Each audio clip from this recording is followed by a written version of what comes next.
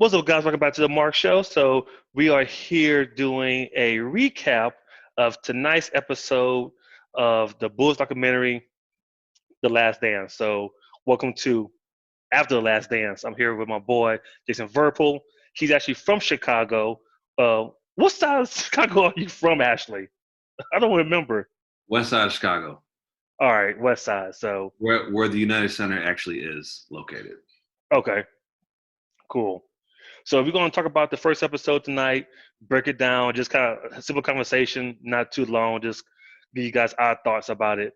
So here's my question to you. Describe episode 1 in one word. Effervescent. Really? Okay. I say alpha. Alpha? Alpha. Okay. I'm with you on that. That's the vibe I got from it, especially with the episode being at the beginning of the end, pretty much for them this Mm-hmm. season. Mm-hmm. His beginning in general from Mm-hmm. college, just the very beginning of different stages of showing his progression from going from Mike to Michael. Mm-hmm. So it was very interesting. So tell me why that word. Man, look, in all reality, I thought that it was more of like a reunion for me. It was a chance to show my two oldest kids, I should say, um, Mike in a different lens because they've got everything that I've been able to teach them and show them.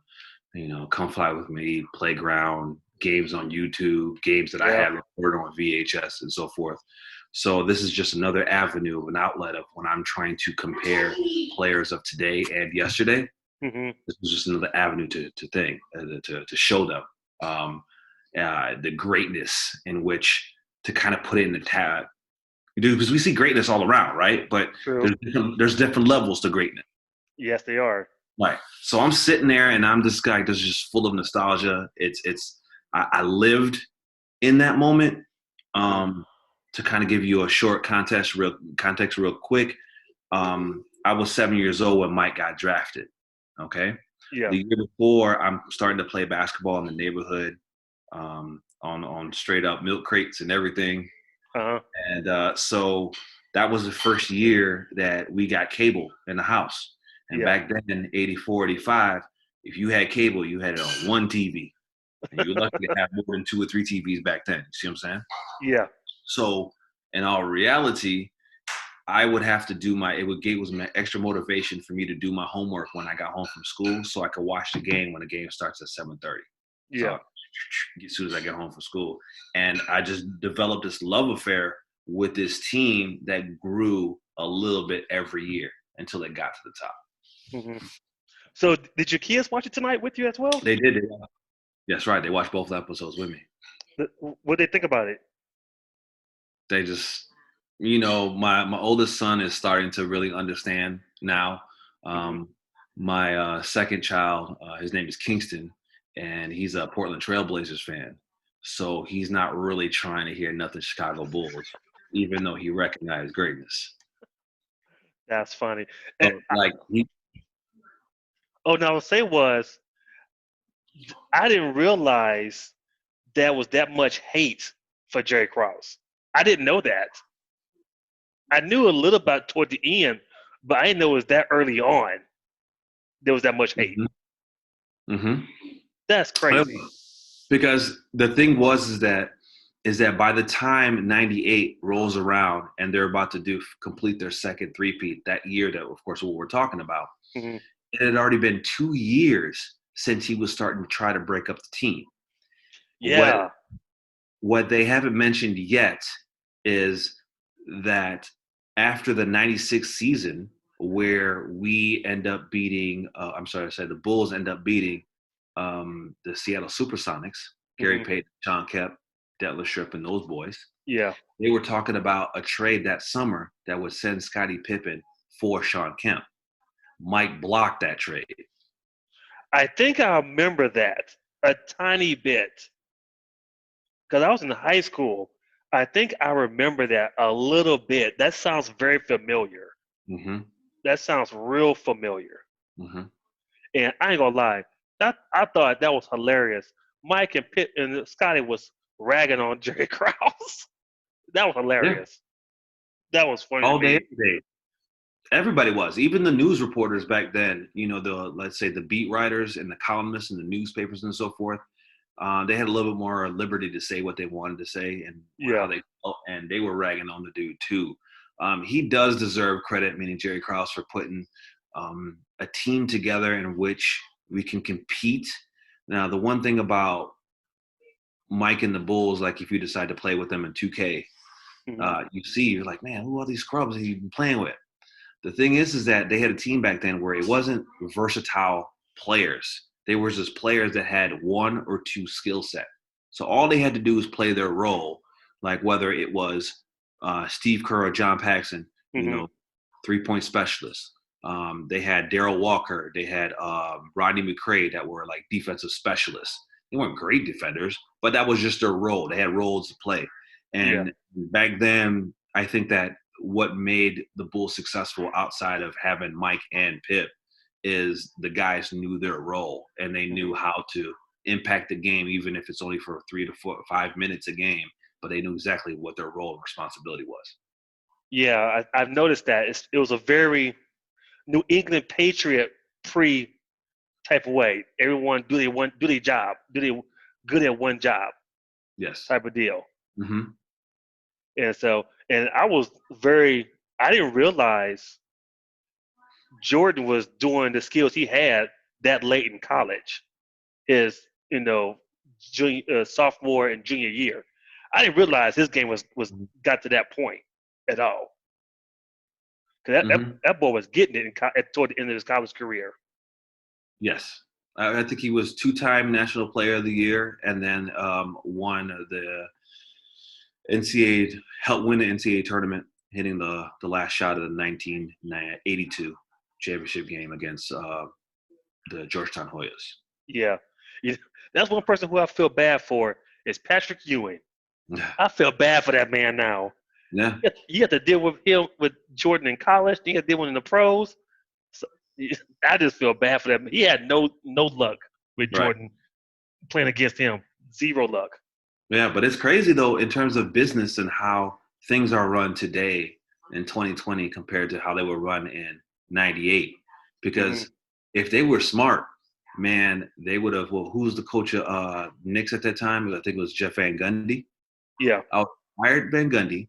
I would have brought Phil Jackson back home after he left the Bulls to Hmm. coach the Knicks because he's a true New York Knickerbocker, Yeah. right? So he was like the sixth man, I think, of the 1972 or 71 team or something like that, right? Hmm. So he was a beloved dude from the New York Knicks. So they should have brought him back and brought Mike back to the fold. They got a shortened season in '99, and they would beat the Spurs It's with Patrick possible. Ewing. It's possible. Because remember, Jordan was going to sign with the Knicks. It wasn't until I guess Krause came in with the $36 million or 33, whatever it was, and said, "Hey, no, we'll offer this," because he was ready to sign the line. He was ready to go. I Mm-hmm. guess probably at some point they're gonna get to that doing these next 8 more episodes. You're gonna talk about that at some point because he Mm-hmm. was he was ready to go at as well as Pippen and such. But yeah, that'll been interesting to have Jordan Yeah. plays at least 2 years as a Nick. Mm-hmm. So Yeah. the interesting part about the show is that I wondered for me how I would accept it, how you would accept it being from someone who saw it from a different city and may have not seen all the local games back then because there was no like NBA League Pass. You see Yeah. what I'm saying? You saw the nationally televised games. And then for someone who is younger, who's seen some of these YouTube videos, but hasn't necessarily don't know the backstory about everything. Do you see what I'm saying? Oh yeah, definitely. I definitely understand that because when a lot of like from being in Texas and watching the Bulls play either on like what was it the NBA or NBC during that time when they had it, and things like that. You only saw Jordan do that as well as the playoffs. You didn't see too many other games besides those just televised games. But Mhm. um, it was very interesting just the way it started off because I did notice something though. Did you notice whenever it was in practice and he was getting real angry, upset? Mhm. He had that pre Kobe Bryant look, Yeah. like like he was ready, like, and I get it, win at all costs. I get it, but that man was ruthless in practice. We all knew that, but just to see it and to see him and see his face and his eyes, how pissed off he was with his Mhm. teammates, you like, damn, okay, okay, like shit, all right, okay, I'll get that. My bad, my bad. Right, because they were going through, and especially in '98, or let's say '97, '98, they were going through that championship hangover. And they came out the blocks, and when they went 4-4. Scotty was going to be on the shelf for about 35 games. Um, Dennis was there, but it got to the point where teams like that, once they start to get older, they only really concentrate on winning as many games as they feel like they need to, and then Mhm. turn it on in the playoffs. Yeah, definitely. And you know something? I wonder what would have happened if he would have stayed all 4 years. Because I didn't realize that it was Dean Smith told him to leave. He wanted to stay. I didn't know that. So I Hmm. wonder how things would have been if he decided, hey, I'd rather stay no matter what, and then leave the next year and He would have so been on. yeah, he would have been the number one pick next year. He wouldn't have played for Chicago that much. I know that much. Maybe he might have because we was losing. We was terrible, man. Man, I remember Yeah. like what I'm trying to say is like I'm not trying to date myself, but man, I remember like Reggie Theus playing for the Chicago Bulls, Oh be yeah. real like and and um man, we had some Bob Love. We had some characters on the team. They were ballers and so forth, but we couldn't win, man. We was like winning like 25 games a year. It was And, bad. and you know why you couldn't win? Y'all was the traveling cocaine circus. Yes, and that's funny because I didn't know about that. Oh, that Yeah, I didn't know about that. That was a new revelation for me. And especially when I know so much like history in regards to my squad, my team, yeah. um, that I didn't know about that. I knew that cocaine ran rapid throughout the league. I know Dallas Mavericks have a long storied history past with Roy Tarpley and all them boys. Orlando, Mhm. I don't know if Orlando Blackman actually did, but they had a lot of problems with cocaine. Yeah. Um, but I didn't know that. No, I didn't know that the Bulls had it like that too. Yeah. Oh boy. Now when he said that and he said that phrase traveling coke, I'm like, damn, that's oh boy. But did That- that remind? But did that also remind you of Kobe though? The way he was like, "Nah, I need to get up out of here. This ain't for me." yes. Kobe Yes. spent for a couple of years where he was like not partying with them, and they had all the Laker players had problems with him. You know what I mean? They called Oh him anti yeah. and stuff like that, right? Yeah. It makes sense because Hmm.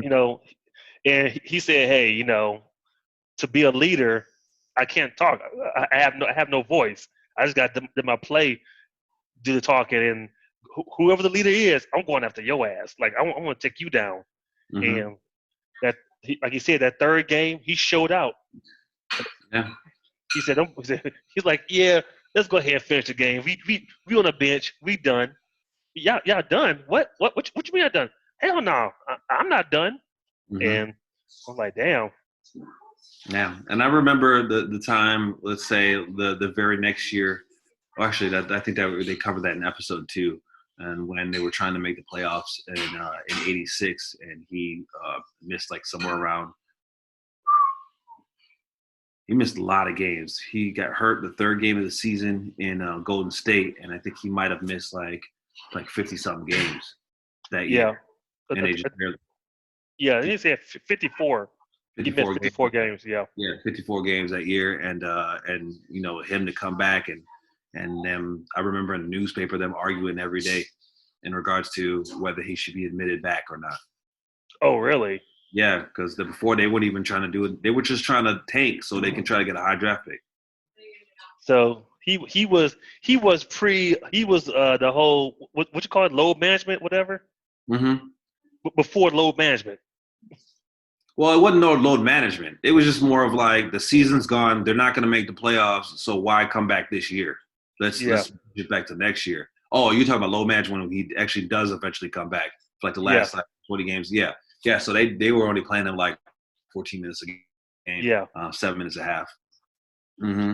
So interesting stuff. Like it's crazy. I know one thing though.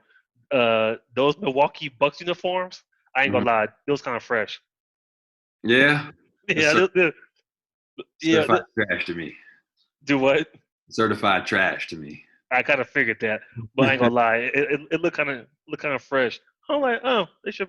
I think they did bring them back at one point last They year. run them like a couple years ago. Yeah, yeah. That's what I thought they did. Milwaukee So, Bucks uniform now looks dope, like with the deer on the front. oh And yeah, yeah, yeah, I ain't like their old school stuff. Like they had a deer back in that day. They had a deer that held a basketball, like he spin the basketball on his finger, I remember that. uh, almost like the leprechaun for the Celtics. Yeah, Like I they bet remember. on that. You know what I mean? Yeah. I remember that. But it was a pretty damn good episode for the first one to drop. It was pretty interesting all the Hmm. way around.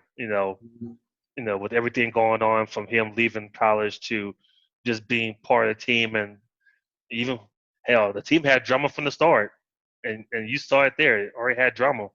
Hmm. Another thing too is that another revelation that I did not know or I did not remember was the NBA draft was before the Summer Olympics of '84 when Mike got Yeah, drafted. I thought it was after. So I'm sitting there, this dude didn't kill because the one thing that they left out, and I hmm don't know if the producers did this because Mike asked them to, or if they did this because it's too early to be ragging on the other NBA stars at that particular time, right? hmm But they had exhibition games before the Olympics, where back then in '84, you can only send collegiate kids to the Olympics. Pros were not available to play. yeah, yeah, Okay, so at that time, it was a bunch of college kids versus Magic. Larry was out there. Isaiah was out there. Um, I don't know if Dominique was out there. I think Moses Malone was still kind of playing just a little bit, whatever. And Mike is killing these fools, and he wasn't even in the NBA yet. yeah. So there's this like a series that it's only kind of written about. I don't know if I've seen a couple videos about it or whatever, just one video where when they blew out the NBA players. But I want to say that they played the other NBA players somewhere around like 5 times, and they won 4 out of the 5. Oh wow, Yeah, that's they were. crazy. So that's why I was thinking, man, like how did he fall to 3? But he fell to 3 because Hakeem got picked first, and it was a big man type of league back then, right? True, and it was Houston, and with everything going on, they had to take Elijah on. They had They to take a lot. had to. That makes sense though, you know that. Yeah, And then Sam Bowie got picked because he was out. Sam Bowie was dope in college. yeah, Sam Bowie was a really good college player. There's a reason why he went number 2. You see what I'm saying? yeah. Um, And Cloud was already there. They didn't need yeah, the shooting guard. yeah, They didn't need nobody else. And right. trust me, because if they would have drafted Jordan, he would be on the bench. Who were we going to bench? Jordan would be on the bench over Clyde. Jordan would have been on the bench. Yeah, Clyde was still starting for a while, at least for a while. Okay, so why wouldn't you just make Mike a point guard then? They could have, but I think was his ball handling skills that good to be a point guard? So see, exactly. I don't. So I mean, look, listen. Magic was a 6'9" point guard, so I don't know why. I mean, okay, it's not so too far fetched. well, Magic's different. Magic's different. Okay, Yeah, Magic's a little different. But I don't think. because Mike played point guard in 80, 87? 87 no, he might play 88. No, it was 87. He played point guard in 87. Oh, really? So the Bulls, yeah. He's Okay. See, played most of that year. He was playing point. okay. See, I didn't know about that. Yeah. Who got injured during that time frame? Or was it I don't just know if they didn't have a I don't point know if it was guard? John. I don't know if it was John Paxson.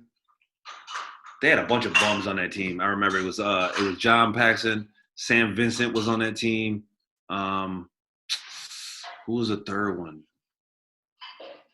Yeah, I think they were just light on point guard, so he ended up having to play point guard. It was Doug Collins' idea. Okay. At that point. Which I'm guessing at some point they're gonna get to that, probably episode 4 or 5. Mm-hmm. They're gonna probably talk about that at some point as well, Mm-hmm.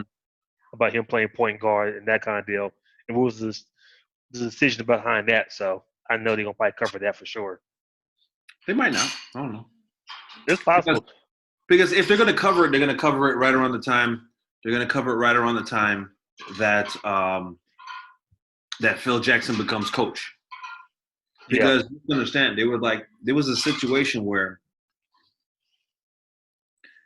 Mike from I'd say about 86 on to about 89, they ran an offense. It was like the Mike offense, right? It's Mhm. pretty much what LeBron does now. LeBron's the focal point. He makes the decision. He either is going to pass or score, or in Mike's situation, score or pass, right? Yeah. So in that situation, they kept when you run into a team is built and is as strong and has a unity like the Detroit Pistons, you ain't finna break that. You see what I'm saying? Especially if you don't Yeah. have running backs that are strong enough. Hmm. So that's when Phil Jackson became coach and started the triangle offense to make sure that that ball hits at least 3 or 4 hands before a shot is going up. To make sure that the people are always moving, because before they used to just put Mike at the top of the key and say, "All right, go at him," and if Yes. for some reason you need to get bailed out, we're gonna pass the ball. Yes. Isolation all day, every day, pretty much. Right. Now, what I was saying was for the first episode, it was a pretty good episode. So, no, can't we talk about the second one? I can't wait for the rest of them. So, not too bad start for the night for the first episode. Mhm. But other than that, pretty much, if you guys like this video, give us a thumbs up. So we're finna go ahead and end this video. So talking about the episode 1 of the documentary for the Bulls Last Dance. And before we uh, go ahead and give out your social media if you like, sir. See, hit you up on social medias. Social media. You can hit me up on Instagram at Jason JASON Verpil, V as in Victor, ERP as in Peter IL. Same on Facebook. Nice. And as you guys know, the Mark Show on pretty much YouTube here and IG. So that's it for today's video, guys. Like I said, if you like this video, give us a thumbs up once again. And don't forget to like, subscribe, and share this video to other people. And where's my baby Zoe? We'll see you next time. Peace.